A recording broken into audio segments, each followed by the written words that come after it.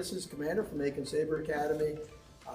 You know us pretty well. You know we have our own system called the Saber Integrated Training System. It's been a while since we've put out an updated video about the system and the rule sets that we have.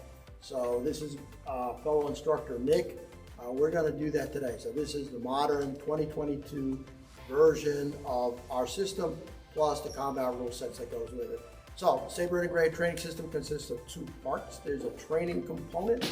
The training component is a series of katas and forms, which is available for free use by anybody. The second part are the combat rule sets. So why did we create SITs? We created SITs because we used to do other rule styles, and we didn't find them satisfactory in a classroom setting. So when the pandemic hit, we looked at the various rule sets that existed in the world, and we sort of settled on a couple of European rule sets that we liked. We couldn't decide between the two rule sets, so essentially we took the two rule sets that we liked and we modified them for our own uses here. SITS gives us a lot of things. Number one, SITS is designed for school by a school, so it's easy to teach and it's easy for our students to learn. Number two, we use the European systems because of the way the rule sets are set up. They're safe as control is a requirement in that system for our students and our instructors and competitors, and it's strictly enforced, so you have to be able to control. Number three, the system is complete. So there's combat rules and there's training put together. It's one coherent whole that we can give to anybody else. Number four, the SIT system is cost effective for our students. A basic kit for our students is a fencing mask and lacrosse gloves. Of course, we would like them to armor up as much as possible, but we don't have to spend a lot on over-armoring. Number five, SITs, in our point of view, is visually appealing and understandable for people that are viewing it from the outside. It's not boring, and the scoring is simple to learn. SITs allows for creative movement and techniques from the fighters, so it's not strictly a lateral move, a hit, and then that's the end of it. They're allowed to move around the battle space and be as creative as they can with their techniques. One of the big advantages of SITs is that it reduces height and gender advantages. So males and females fight each other. If you're a 6'5" fighter, you're no longer going to have the advantage against somebody my height who's 5'6". And it's the same thing with males fighting females. The second thing is that the system is completely flexible. If you were to take our system and bring it to your school, we have no problem with you changing our form or even changing the rule set a little bit for your own purposes. And then finally, and it's important that we avoid repetition in our fighting style. Since we use two different rule sets, it tends not to be boring. You're watching one rule set for a minute and a half, then we take a little short 30-second break, then we go to a completely different rule set with a different set of rules. Instructor Nick is going to be going over that in a minute. And finally, SITs for our students, SITs for the people that watch us compete, is just plain fun. It's not boring, it's got a lot of advantages. It's created by a school, for a school, but it can be used for competitions. So at this point, I'm going to turn over the rest of the instruction to Instructor Nick. He's going to cover the rule sets and explain them to you so that you understand it. If you have any questions within the video, you'll find contact information to get a hold of us. You can send us your questions. If it's you wish to learn, all you have to do is contact us and we will go ahead and send you the information or work with you through video conferencing, or if you're close enough, even visit the teaching assistant. All right, so without further ado, I'm going to turn this over to Instructor. Howdy, everybody. So as Commander said, the SIT system is designed to be a very easy to follow and understand system. The system is definitely a sport-oriented system. So from that standpoint, the martial aspect of it is not as emphasized as the sportsmanship side of it. If you're looking for a martial system, this is not really going to be your bag of tea. This is definitely oriented for school sport setting. So the components of the two bouts, we have right-of-way bout and a melee bout. And those two components have the same type of support staff for each of the rounds. The referee, which is me, is going to usually have some designation for point keeping, glow or standard sticks, and stick with the typical red and blue corner. We also have some scorekeepers who typically have a clicker or some type of pad that they're going to keep track of the points on.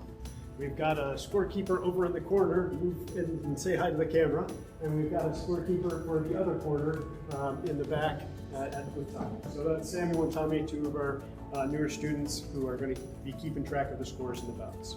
One scorekeeper for each competitor. We also will have a timekeeper that keeps track of the bout time.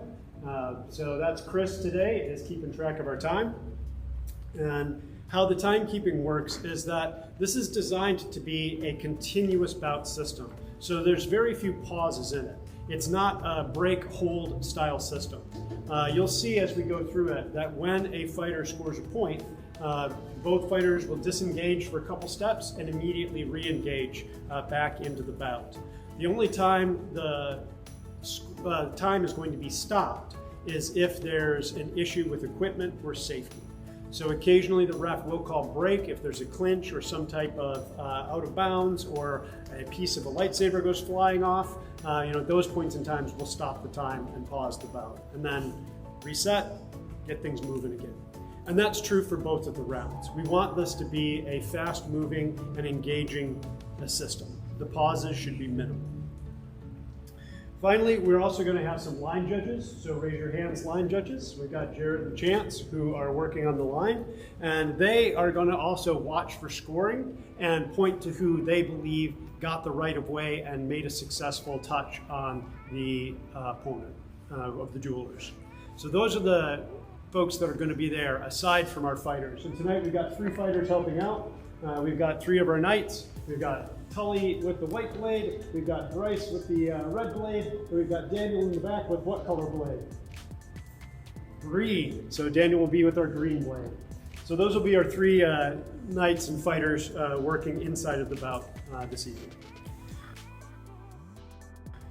So 2 bouts. First bout is right of way. The right of way match is set up and designed to be an exchange or a conversation of skills and techniques back and forth. Spinning attacks are encouraged, and dynamic and expression of yourself as a duelist is also encouraged. So leaping, spinning, moving in and out, there's a lot of engagement, and the design of it with the arming style of attacks is to create a back and forth that is engaging to watch. So we'll start off with Tully and Bryce being our 2 fighters, and we will work on a right of way exchange. So face each other, please. Yeah, step into the ring. So we begin the fight with the fighters in opposite corners. We'll ask for a salute to the crowds and to the fighters, each other. So fighter salute. And make sure that everybody's ready. Timekeeper's ready. Line judge's ready. Scorekeeper's ready. All right. Everybody's checked in and ready to go. So fight. So the things we're watching for is engaging into that armed position, a defense, and then a re-engagement. And this type of bout will last for 90 seconds.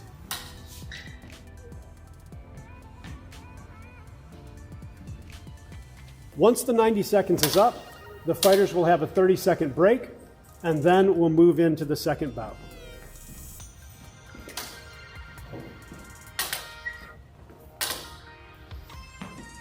You'll see that Bryce is using 2 hands and Tully is using 1. Either 1 or 2 hand. In the second bout for melee, that'll be a 2-hand only system. So now you've seen a little bit about the action, let's talk about the dynamics and what right of way and arming is all about. The basics for this is that you need to bring the sword blade behind the center line of the body. So if our knights will demonstrate while I'm instructing. You have the sword in front in your typical guard or ready position, and then you'll bring the sword back along the side or above the body, and then at that point in time you're armed. This then allows you to create a strike on the opponent, and that strike needs to move in a standard arc. So what you can't do is bring a wavy blade down and around and kind of circle and swoop and spiral in. It's got to be a straight 90-degree arc from point of arming to point of contact. This again allows to have a little bit safer type of system, as well as give the advantage towards blocking and exchanging as opposed to single point touch and reset. In addition to the arming and the strike arc that needs to be straight toward the target, we also have the necessity of proximity and the right of way, who gets to go first. So how that works is that as the opponents and duelists get closer together, the person who arms first is given that right of way. Now that doesn't mean that you can arm and then walk from one side of the ring to the other side of the ring. That's not considered arming. You have to be inside of an orange or a danger or a strikeable zone before you can arm and get that point. So some fighters who like to arm and run from across the ring will get countered because the person who is waiting for them arms when they enter the correct zone. They didn't move their sword back. Their sword was already behind them. And that's one of those subtleties of the system that is important to note. Aside from that instance of somebody arming and walking into the danger zone, or pre-arming and walking into the danger zone, there's no counter-striking in any way allowed.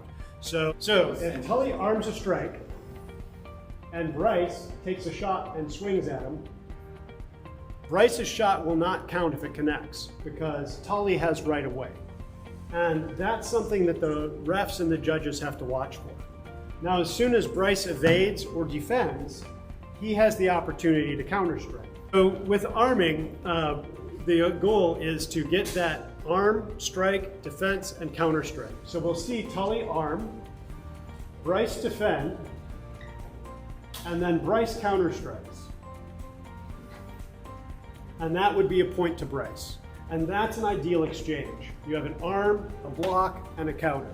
And that can go on for any number of beats and any number of exchanges until somebody either breaks the engagement off or a point is scored. So we're going to demonstrate the scoring zones for the sits bouts. In both right of way and melee, this is the scoring system. Tully's going to demonstrate on Daniel. Hit to the head or torso is 2 points. And again, we're looking for light touch and an armed strike. Head, torso, 2 points. Any limb attacks, such as hands, arms, or legs, is going to end up in the 1 point zone. So a fighter can score 1 or 2 points depending upon the target area that they have.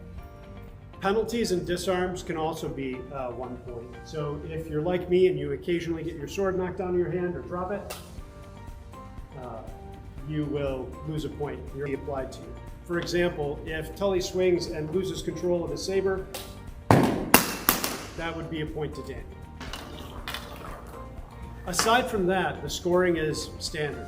2 points head and torso, 1 point arms and legs and hands. We don't allow hits to the back of the head. We don't allow hits to the groin. We don't allow hits to the feet. Aside from those target areas, the rest of the body is good. Since this also is a continuous combat fight, the thing that we want to keep in mind for point touch is when a point is scored, so Daniel scored a point on Tully, the fighter should immediately take 2 steps back and then resume engagement. That's a standard way that the bout keeps rolling. If the fighters score a point and don't break, Daniel, go ahead and score a point. And nobody disengages, but our line judges clearly see that somebody got a point.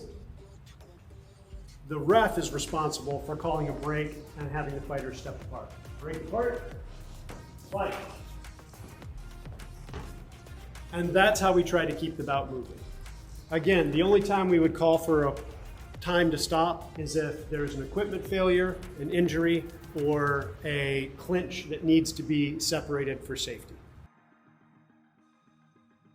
That's the right of way bout, and we'll move on to melee next. 90-second bout, which is going under a melee rule set. This is very simply no right of way. So that means that both fighters can initiate and both fighters can strike without any adherence to proximity or arming zones. If both fighters arm and swing and hit at the same time, both fighters will score points. Hopefully, if you are scoring to the torso or the head, you're going to get 2 points, and if your opponent only hits the arms or legs, they're going to get 1. This is a valid way to move ahead in points in the melee bout. Again, we're not stopping the fight, and the same rules of two-step disengagement are in play. So if somebody gets hit, the judges and line judges and referee will look to see what that point is. The judge will call it out to the scorekeepers, but the fighters are continuing to back apart and re-engage. Scoring can be very quick in this. It takes a little bit of practice, both from the line judges and the refs, as well as the fighters, to appropriately disengage, score points, and re-engage in a timely manner. For the melee bout, the arming rules in terms of getting the blade behind the center line of the body and the 90-degree strike attack are still in play. What is not in play, again, is that right of way. So both fighters still have to arm and still have to have a clean strike arc into the target area. So let's talk about a couple of things that are not allowed in sits. The first thing that we absolutely do not allow are thrusts. So if a fighter makes a thrust to the opponent, that's going to actually result in a warning or possibly even a detraction of points. Thrusts are not allowed. We also don't allow any type of grappling. So you can't grab your opponent's sword, you can't grab your opponent's blade, you can't grab your opponent. That also includes tripping and doing things to people's feet. Shouldn't be knocking people's feet out from underneath them or trying to do any type of base disruption. So let's talk about and recap the hand positions for each of the bouts. The first bout, right of way, allows you to have a hand position of either one-handed or two-handed grip. When we are in the melee rule set, the grips are always going to be two-handed. So if we see an on guard and ready position from the fighters, Daniel on the left is demonstrating a one-handed grip and Tully is demonstrating a two-handed grip. This would be an acceptable exchange and positioning for a right-of-way bout. If Daniel moves to two hands, now we're in position and correct hand grips for the melee bout. So thanks for checking out the SITS system from Aiken Saber Academy. The Saber Integrated Training System is designed to be low cost for a school setting. It's a great sport type of engagement rule set. Please check out the forms and the rule systems, which you can download from the Facebook group online. We look forward to seeing you in the channel on Facebook and checking out our live streams from time to time. We also encourage you to get in touch with us if you're ever interested in learning more about the SITS system or hosting it at your school. And we're always open to any other schools who want to set up a SITS bout and exchange. Please feel free to get in touch. We look forward to hearing from you. Tell us what you think. And from Aiken Saber Academy, this is Instructor Nick and the rest of the crew saying have a great day.